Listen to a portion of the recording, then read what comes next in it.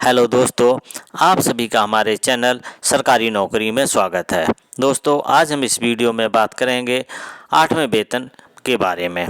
तो दोस्तों, जनवरी में भारत सरकार ने केंद्र सरकार के 55 लाख कर्मचारियों और 67 लाख पेंशनर्स की सैलरी रिवीजन के लिए 8वें वेतन आयोग का ऐलान कर दिया। लेकिन आज तक कुछ ज़्यादा हुआ नहीं। देश में बहुत हल्ला मच रहा है कि जब 1 जनवरी 2026 से वेतन आयोग की सिफारिशें लागू की जानी हैं तो क्यों कुछ नहीं हो रहा है। सरकार की लेट लतीफ़ी के खिलाफ कर्मचारी संगठन एक्टिव हो गए हैं। सरकार को चिट्ठियां लिखी जा रही हैं, सरकार से मीटिंग की जा रही है। वेतन आयोग की देरी को लेकर के बढ़ते दबाव के बीच सरकार कुछ हरकत में आई। सरकार ने वेतन आयोग में पोस्टिंग के लिए वैकेंसी फिल करने के लिए नोटिफिकेशन निकाला है। 8वें वेतन आयोग का अध्यक्ष कौन बनेगा, सदस्य कितने और कौन होंगे, इसकी स्थिति तो अभी साफ नहीं है। लेकिन वेतन आयोग के एडमिनिस्ट्रेटिव स्ट्रक्चर का काम शुरू हुआ है।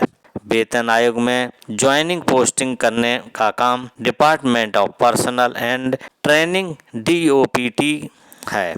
22 अप्रैल को DOPT ने वेतन आयोग में 4 अंडर सेक्रेटरी पोस्ट के लिए डेपुटेशन पर वैकेंसी निकाली थी। अभी तक किसी का अपॉइंटमेंट फाइनल नहीं हुआ है। वेतन आयोग के लिए बेस्ट टैलेंट की तलाश खत्म नहीं हो रही है। पहले 21 मई तक अप्लाई करने की डेट थी, फिर 22 मई को नोटिफिकेशन निकाला कि 12 जून तक अप्लाई कर सकते हैं। अब 12 जून को DOPT ने एक और नोटिफिकेशन निकाला, ये बताने के लिए कि अप्लाई करने की जो लास्ट डेट है एक्सटेंड करके 30 जून कर दी है। अब पता नहीं सरकार को मुनासिब अफसर नहीं मिल रहे हैं या अफसर वेतन आयोग में डेपुटेशन पर पोस्टिंग में इंटरेस्टेड नहीं है। कुल मिलाकर के वेतन आयोग में 4 अंडर सेक्रेटरी की पोस्ट पर किसी का अपॉइंटमेंट नहीं हो पाया। सरकार को अंडर सेक्रेटरी लेवल के ऐसे अफसर चाहिए जो सरकार पे रोल सिस्टम में एक्सपर्ट हों, डाटा एनालिसिस की भी काबिलियत रखते हों। वेतन आयोग हर 10 साल में बनाया जाता है।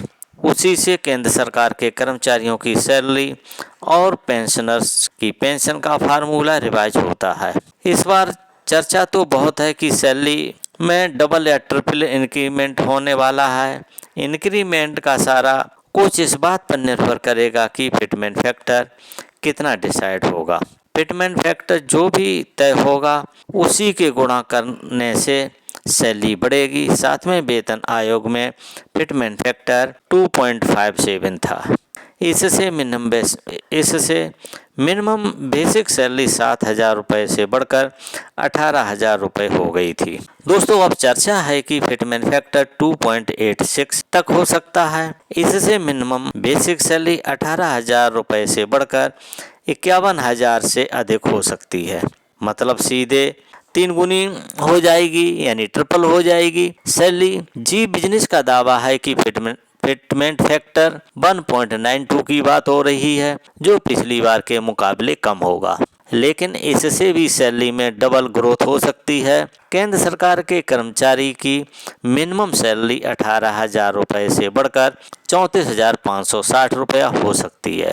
मौजूदा basic salary plus DA plus fitment factor को जोड़कर नई बेसिक सैलरी कैलकुलेट होगी।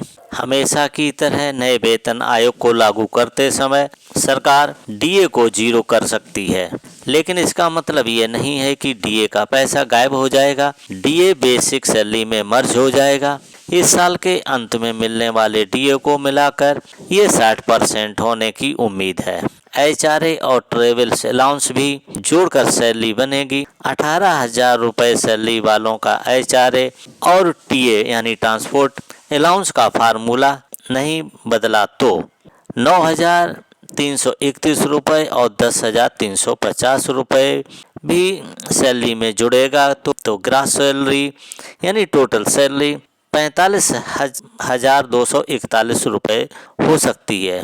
इसमें NPS कंट्रीब्यूशन 456 रुपये होगा और CGHS कंट्रीब्यूशन 250 रुपये का डिडक्शन होगा, तो जो नेट सैलरी बन सकती है 41,555 रुपये। अब ये सारा कैलकुलेशन अनुमानों पर है। जब तक वेतन आयोग नहीं बनता है जब तक उसकी सिफारिशें नहीं आती हैं, सब अनुमान है। जितनी जल्दी पेंडिंग काम शुरू होगा, केंद्र सरकार के कर्मचारियों और पेंशनर्स के अच्छे दिन आएंगे।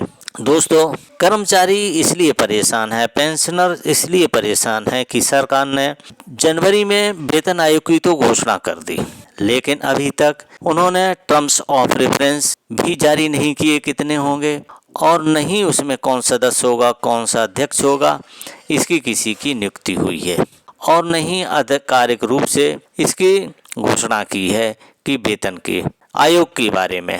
तो दोस्तों, जब यही काम अभी नहीं हो पाया है तो कर्मचारियों को ये शंका है, ये अंदेशा है कि सरकार टालमटोल कर रही है और सरकार समय से वेतन आयोग लागू नहीं करेगी। इसीलिए सारे कर्मचारी परेशान हैं, क्योंकि सबसे बड़ा सवाल इसमें है फिटमेंट फैक्टर का, क्योंकि कर्मचारियों के संगठन चाह रहे हैं 3.68 का फिटमेंट फैक्टर, लेकिन सरकार अभी इस पे कुछ सहमति नहीं बनती नजर आ रही है। सरकार इस पे खामोश है। विश्व सूत्रों के अनुसार से माने तो 1.92 की खबरें ही ज़्यादा आ रही हैं, लेकिन इतने पे कर्मचारियों के संगठन मानने को राजी नहीं है। तो दोस्तों, ये जानकारी आपको देनी थी। ये जानकारी कैसी लगी आप हमें कमेंट में ज़रूर बताइए। यह जानकारी अच्छी लगी हो तो लाइक करके अधिक से अधिक शेयर कर दीजिए। यदि आप पहली बार इस चैनल को देख रहे हैं तो इस चैनल को सब्सक्राइब जरूर करें। सब्सक्राइब करने के बाद घंटी वाले निशान को दबा करके ऑल पर सेट कर दीजिए, जिससे हमारी आने वाली हर अपडेट आपको सबसे पहले मिल सके। तो दोस्तों, इस वीडियो को देखने के लिए थैंक यू फॉर वॉचिंग। अब मिलेंगे नेक्स्ट वीडियो में नई जानकारी के साथ।